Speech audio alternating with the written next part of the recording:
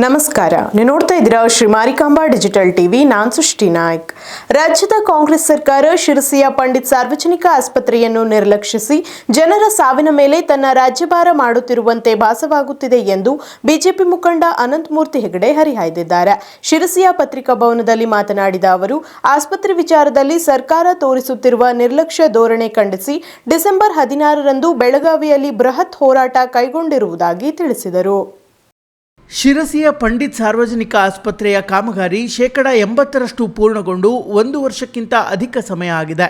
ಆದರೆ ಇದುವರೆಗೂ ವೈದ್ಯಕೀಯ ಉಪಕರಣ, ತಜ್ಞ ವೈದ್ಯರ ನೇಮಕಾತಿ ಪ್ರಕ್ರಿಯೆ ಆರಂಭಗೊಂಡಿಲ್ಲ. ಇದು ಸ್ಥಳೀಯ ಶಾಸಕರು, ಜಿಲ್ಲಾ ಉಸ್ತುವಾರಿ ಸಚಿವರು ಹಾಗೂ ಹಿರಿಯರಾಗಿರುವ ದೇಶಪಾಂಡೆ ಸೇರಿ ಕಾಂಗ್ರೆಸ್ ಸರ್ಕಾರದ ನಿರ್ಲಕ್ಷ್ಯ ಧೋರಣೆಯನ್ನು ತೋರಿಸುತ್ತಿದೆ. ಇದನ್ನು ಖಂಡಿಸಿ ಡಿಸೆಂಬರ್ 16ರಂದು ಬೆಳಗಾವಿಯ ಸುವರ್ಣಸೌಧದ ಎದುರು ಸರ್ಕಾರದ ಗಮನ ಸೆಳೆಯುವ ನಿಟ್ಟಿನಲ್ಲಿ ಬೃಹತ್ ಹೋರಾಟ ಕೈಗೊಂಡಿದ್ದೇವೆ. ಇತ್ತೀಚೆಗೆ ನಾನು ಒಂದು ಮಾಹಿತಿ ಹಕ್ಕಿನಲ್ಲಿ ಒಂದು ದಾಖಲೆಯನ್ನು ಕೇಳಿದೆ.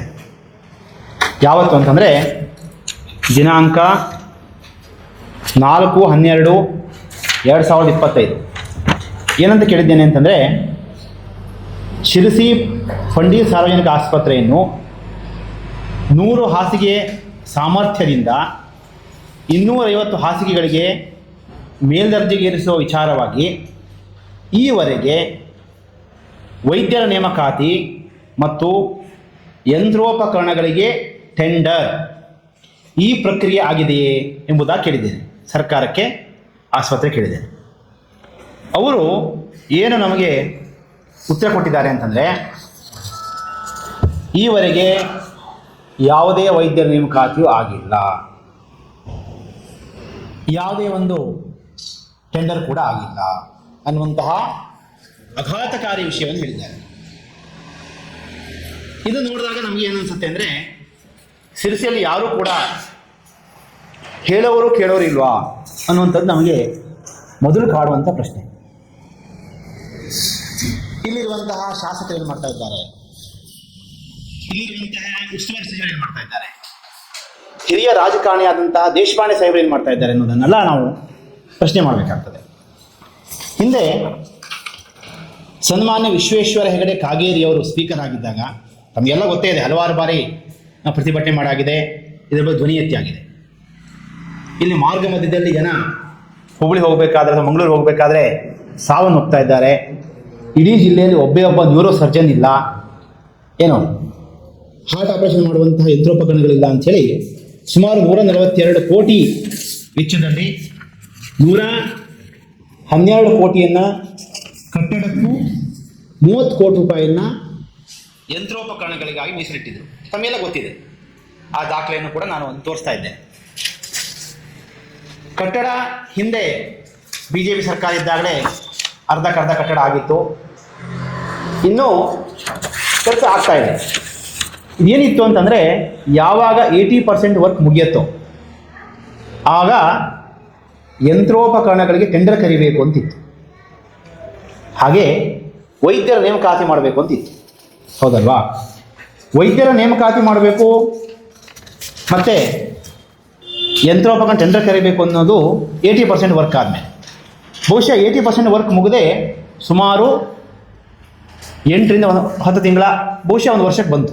ಅದಕ್ಕೂ ಕೂಡ ನನ್ನ ಮಾಹಿತಿ ಇದೆ. ಅಂದರೆ 80% ವರ್ಕ್ ಆಗಿದೆ ಅಂಥೇಳಿ ಈಗ ಒಂದು 6 ತಿಂಗಳ ಹಿಂದೆ ಕೊಟ್ಟಿದ್ದಾರೆ. ಅಂದರೆ ಅಷ್ಟಾದಮೇಲೆ ನಾನು ಹಲವಾರು ಬಾರಿ ಮನವಿ ಮಾಡಿದ್ದೇನೆ, ಶಾಸಕರಿಗೆ ಕೇಳಿದ್ದೇನೆ, ಉಸ್ತುವಾರಿ ಸಚಿವರಿಗೆ ಕೇಳಿದ್ದೇನೆ, ಯಾಕೆ ಸ್ವಾಮಿ ಹಿಂಗೆ ಮಾಡ್ತಾ ಇದ್ದಾರೆ, ತಾವನ್ನು ಟೆಂಡರ್ ಕರಿಬೇಕು. ಈ ನೋಡಿ, ನಮ್ಮ ಆಸ್ಪತ್ರೆಯ ಏನು ಸಲಕರಣೆಗಳ ಲೀಸ್ಟ್ನಲ್ಲಿ 30 ಕೋಟಿ ರೂಪಾಯಿಯ ಸಲಕರಣೆ ಲೀಸ್ಟ್, ಸುಮಾರು 15 ಕೋಟಿ ರೂಪಾಯಿ MRI ಮಿಷನ್ ಇದೆ, 2 ಕೋಟಿ ರೂಪಾಯಿಯ CT ಸ್ಕ್ಯಾನ್ ಮಿಷನ್ ಇದೆ. ಇದೆಲ್ಲ ಜನಕ್ಕೆ ಸಿಕ್ಕಿದಷ್ಟು ಅನುಕೂಲ ಆಗುತ್ತೆ. ಬಡವರಿಗೆ ಒಂದು ಸಲ ಆಸ್ಪತ್ರೆಗೆ ಹೋದರೆ 4,000-5,000 ರೂಪಾಯಿ ಖರ್ಚಾಗತ್ತೆ. ಪ್ರಪಂಚದಲ್ಲಿ ಬಹುಶಃ ದೊಡ್ಡ ಕಾಯಿಲೆ ಅಂತಂದರೆ ಅದು ಬಡತನ. ಪ್ರಪಂಚದ ದೊಡ್ಡ ಅವಮಾನ ಅಂತಂದರೆ ಬಡತನ. ಹಣ ಇಲ್ಲ ಅಂತಂದಾಗ 1 ರೂಪಾಯಿನೂ ಕೂಡ, 10 ರೂಪಾಯಿ 100 ರೂಪಾಯಿ ಕೂಡ ತುಂಬ ಲಕ್ಷಾಂತರ ರೂಪಾಯಿ ಆದಂಗೆ ಅವ್ರಿಗೆ ಭಾಸ ಆಗುತ್ತೆ. ಕಷ್ಟದಲ್ಲಿರ್ತಾರೆ. ಪ್ರತಿಯೊಂದಕ್ಕೂ ಮಂಗಳೂರಿಗೆ ಹೋಗೋದು ಬಹಳ ಕಷ್ಟ ಆಗ್ತದೆ.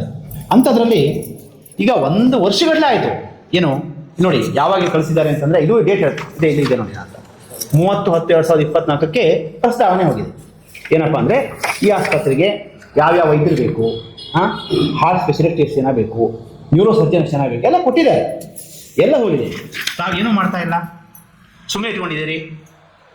First step.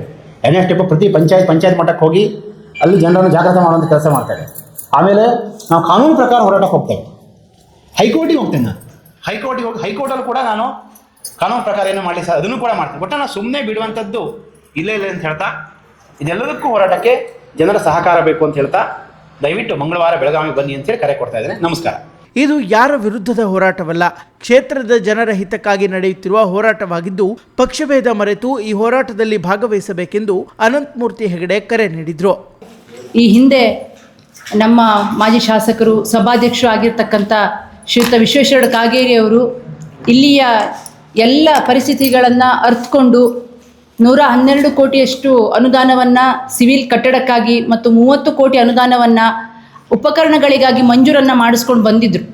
ಮಾನ್ಯ ಶಾಸಕರು, ಈಗಿನ ಶಾಸಕರು ಶ್ರೀಯುತ ಭೀಮಣ್ಣ ನಾಯ್ಕರು ಖುಷಿ ಪಡಬೇಕು. ಇವರು ಹೋರಾಟ ಮಾಡಿ ಆಸ್ಪತ್ರೆಯನ್ನು ತರಬೇಕು ಅಂತಿಲ್ಲ. ಈಗಾಗಲೇ ಮಂಜೂರಾಗಿ ಕೆಲಸ ಆಗ್ತಿರೋದನ್ನು ಪೂರ್ಣಗೊಳಿಸಿದ್ರೆ ಸಾಕಿತ್ತು. ಆ ಒಂದು ಅವಕಾಶ ಅವರಿಗೆ ಇಲ್ಲಿತ್ತು. ನಮ್ಮ ಸಿರಸಿ ಸಿದ್ದಾಪುರ ಕ್ಷೇತ್ರದ ಜನರ ನಿರೀಕ್ಷೆಯಂತೆ ಒಂದು ಒಳ್ಳೆ ಆಸ್ಪತ್ರೆ ಆಗುತ್ತೆ, ಅವ್ರು ಗೆದ್ದು ಬಂದಂತಹ 1 ವರ್ಷದಲ್ಲೇ ಈ ಕಟ್ಟಡ ಪೂರ್ಣಗೊಳ್ಬೋದು ಅನ್ನುವಂಥ ನಿರೀಕ್ಷೆಯನ್ನು ಈ ಕ್ಷೇತ್ರದ ಜನತೆ ಮಾಡಿತ್ತು. ಆದರೆ ಗೆದ್ದು ಬಂದು 2.5 ವರ್ಷ ಆದರೂ ಕೂಡ ಆಸ್ಪತ್ರೆ ವಿಚಾರದಲ್ಲಿ ಅಂತಲ್ಲ, ಯಾವ ಕೆಲಸದಲ್ಲೂ ಕೂಡ ಅಭಿವೃದ್ಧಿಯನ್ನು ಕಾಣದೆ ಆಮೆಗತಿಯಲ್ಲಿ ಕುಂಠಿತ ಇರುವಂತಹ ಕೆಲಸವನ್ನು ನಾವು ನೋಡ್ತಾ ಇದ್ದೇವೆ. ಈಗಾಗಲೇ ನಾವು ನೋಡಿದ್ವಿ, ಆಸ್ಪತ್ರೆ ಈಗ ಮುಗೀತದೆ ಆಗ ಮುಗೀತದೆ ಅಂತ ಜನ ಏನು ತಿರುಗಾಡ್ತಾರೋ ದಿವಸ ನೋಡ್ಕೊಂಡು ಹೋಗ್ತಾ ಇದ್ದಾರೆ. ಆದರೆ ಇವತ್ತಿನ ತನಕ ಕೂಡ ನಾನು ಅದನ್ನು ಮುಗಿಸ್ತೇನೆ, ನನ್ನ ಜವಾಬ್ದಾರಿ ಇದೆ ಅಂತ ಹೇಳಿಕೆ 1-2 ಸರಿ ಕೊಟ್ಟರು ಬಿಟ್ಟರೆ ಅದು ಕೂಡ ಸತ್ಯಕ್ಕೆ ಹತ್ತಿರವಾದಂಥದ್ದು ಯಾವುದೂ ಹೇಳಿಲ್ಲ. ಅವ್ರು ಹೇಳಿ ಸುಳ್ಳು ಅನ್ನುವಂಥದ್ದು ಈಗ ಮಾಹಿತಿ ಹಕ್ಕಿನಲ್ಲಿ ಅಧಿಕಾರಿಗಳು ಕೊಟ್ಟಂತಹ, ಇವರದೇ ಸರ್ಕಾರದ ಅಧಿಕಾರಿಗಳು ಕೊಟ್ಟಂತಹ ಒಂದು ಮಾಹಿತಿಯಿಂದ ಬಹಿರಂಗ ಆಗಿದೆ. ಅಂದರೆ ವೈದ್ಯರ ನೇಮಕಾತಿ ಆಗಿಲ್ಲ, ಸಲಕರಣೆಗಳಿಗೆ ಯಂತ್ರೋಪಕರಣಗಳಿಗೆ ಯಾವುದು ಸರಬರಾಜು ಆಗಿಲ್ಲ ಅನ್ನುವಂತಹ ಸುಳ್ಳು ಗೊತ್ತಾಗಿದೆ. ಅವರು ಸುಳ್ಳು ಹೇಳಿದ್ದಾರೆ ಅನ್ನೋದು ಸ್ಪಷ್ಟ ಆಗಿದೆ. ಈ ಹಿಂದೆ ಒಮ್ಮೆ ಸುಳ್ಳು ಹೇಳಿದರು ಅನ್ನುವಾಗ ಇಲ್ಲ ಹಾಗಿಲ್ಲ ಹೀಗಿಲ್ಲ ಅಂಥೇಳಿ ಅವರು ಅದನ್ನು ಸಮರ್ಥನೆಯನ್ನು ಮಾಡ್ಕೊಂಡಿದ್ರು. ಆದರೆ ಈಗ ಸ್ಪಷ್ಟತೆ ಕಾಣ್ತಾ ಇದೆ, ಪಾರದರ್ಶಕವಾದಂತಹ ಒಂದು ಉತ್ತರ ಸಿಕ್ಕಿದೆ.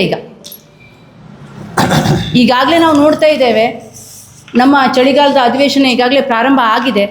ಆದರೆ ಅಲ್ಲಿ ಜನರ ಅಭಿವೃದ್ಧಿಯ ವಿಚಾರಗಳಿಗಿಂತ ಹೆಚ್ಚಾಗಿ ನನ್ನ ಕುರ್ಚಿ ಬೇಕು ನಿನ್ನ ಕುರ್ಚಿ ಬೇಕು ಅನ್ನುವಂಥ ಇದೇ ಒಂದು ವಿಚಾರವಾಗಿ ದೊಡ್ಡ ಚರ್ಚೆ ನಡೀತಾ ಇದೆ. ಅಂದರೆ ಇವರು ಬಡವರ ಪರವಾಗಿ ನಾನು ಆಯ್ಕೆಯ ಕೆಲಸ ಮಾಡ್ತೇನೆ ಅಂತ ಬಂದಂಥ ಸರ್ಕಾರ ಏನೇ ಕೆಲಸ ಮಾಡ್ತಾ ಇಲ್ಲ. ನಮ್ಮ ಉತ್ತರ ಕನ್ನಡ ಜಿಲ್ಲೆಯ ಹಿರಿಯ ಸಚಿವರು, ಶಾಸಕರುಗಳು, ಉಸ್ತುವಾರಿ ಸಚಿವರು ಕೂಡ ಈ ಆಸ್ಪತ್ರೆ ವಿಚಾರವಾಗಿ ಇಲ್ಲಿ ಬಂದಾಗ ಹೌದೌದು ನಾವು ನೋಡ್ತೇವೆ ಅಂತಾರೆ. ಆದರೆ ಎಲ್ಲಿ ಮಾತಾಡಲಿಕ್ಕೆ ಇವರಿಗೆ ಅವಕಾಶ ಸಿಗುತ್ತೋ ಆ ದೇಶದ ಆ ಜನರ ಪರವಾಗಿ ಅಲ್ಲಿ ಮಾತನಾಡುವಂಥ ಕೆಲಸವನ್ನು ಮಾಡ್ತಾ ಇಲ್ಲ. ಪಾಪ ಜನ, ನಾವು ಆಸ್ಪತ್ರೆಗೆ ಹೋದಾಗ ಅಲ್ಲಿಯ ಹೋಗುವಂಥ ಜಾಗ ಕೂಡ ನೀವು ನೋಡಿದ್ದೀರಿ, ಆಸ್ಪತ್ರೆಗೆ ಹತ್ತುವಂಥ ರಸ್ತೆ ಕೂಡ ಇನ್ನೂ ಆಗಿಲ್ಲ, ಅಷ್ಟು ಕಲ್ಲೆದ್ದಿದೆ. ಎಲ್ಲವನ್ನು ನೋಡಿದಾಗ ಅಭಿವೃದ್ಧಿ ಗೌಣ ಅನ್ನುವಂಥದ್ದು ಸ್ಪಷ್ಟವಾಗಿ ಕಾಣಿಸ್ತಾ ಇದೆ. ಆದರೆ ಅವ್ರು ಕೆಲಸ ಮಾಡದೇ ಇರಲಿ, ನಾವು ವಿರೋಧ ಪಕ್ಷವಾಗಿರ್ಬೋದು ಅಥವಾ ನಾವು ಜನತೆಯಾಗಿರ್ಬೋದು, ಸಿರಸಿ ಸಿದ್ದಾಪುರ ಕ್ಷೇತ್ರದವರು, ಯಲ್ಲಾಪುರ, ನಾವು ಈ ಭಾಗದವರು ಸುಮ್ಮನೆ ಕೂತ್ಕೊಳ್ಳಿಕ್ಕೆ ಬರೋದಿಲ್ಲ. ಜನರಿಗೆ ಆಸ್ಪತ್ರೆ ತುಂಬ ಮುಖ್ಯ. ಹಾಗಾಗಿ 2.5 ವರ್ಷ ಕಳೀತು.